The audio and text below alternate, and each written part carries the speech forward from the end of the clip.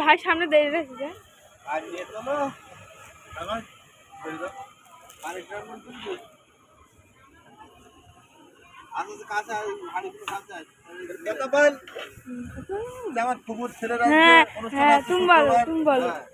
শুক্রবারে আমাদের জামাই ভাই রান্না করছে সেই পুলতার থেকে এসে বিরিয়ানি রামধনি আমার দাদার এসে শহীদুল চা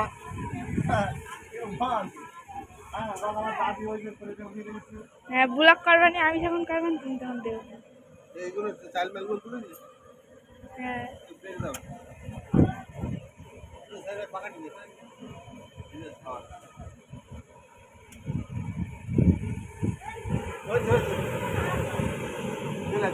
কমেন্ট